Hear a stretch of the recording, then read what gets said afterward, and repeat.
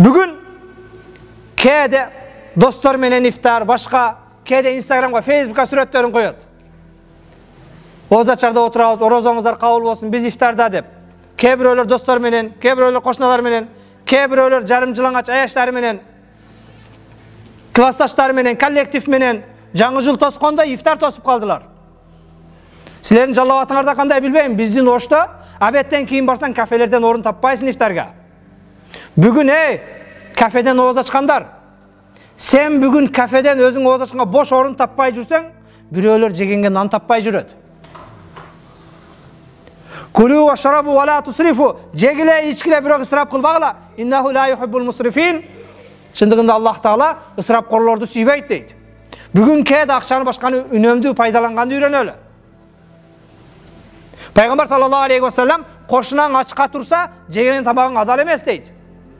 Бүгүн сен кээде досуң менен, классташың менен барып 5 адам ооз ачасыңар, бирок сенин 5 адам ачкан, 5 адамыңа кеткен акчага кээ бир жетимдер үйүндө, карылар үйүндө, медреселерде 50 адамдын курсагы тоет.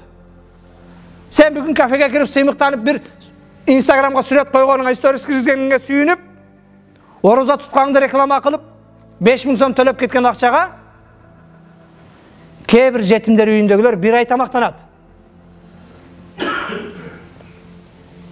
Аллах Таала жегиле, ичкиле, ысырап кылбагыла дейт. Абу Дарда радиаллаху таала анху кийим алайын деп барасам, алдымдан Абу Зар ал-Гыффари чыкты дейт. Абу Зар ал-Гыффариге кийим алганы баратам десем, канчага кийим аласың дедиле, 10 дирхамга алам дедим дейт. Абу Зар ал-Гыффари базарды жакшы түшүнөт эле дейт. 10 дирхам кайым адам кийим алабы деди дейт. Билбесем кийим кымбат болсо керек да дедим, базарга барбаган жарым дейт.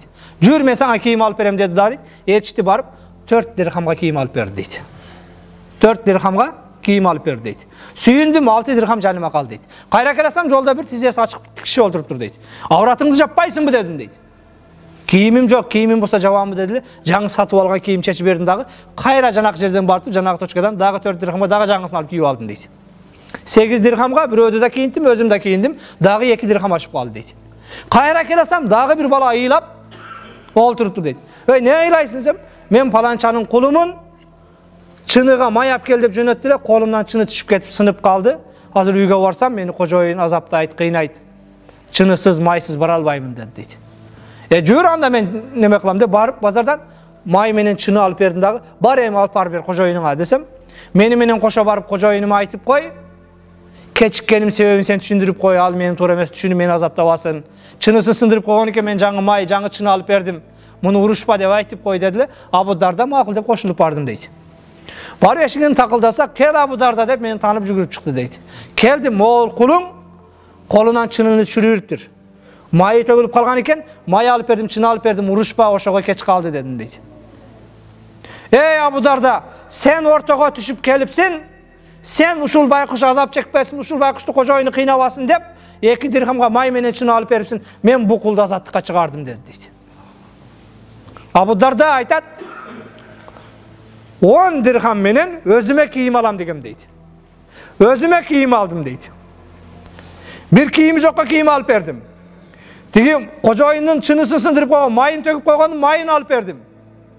Акыры барып, бир кулду дагы азат кылдым дейт. 10 дирхам үнөмдүү пайдаланган айынан, туура пайдалангандын айынан ушундай берекелүү болду дейт.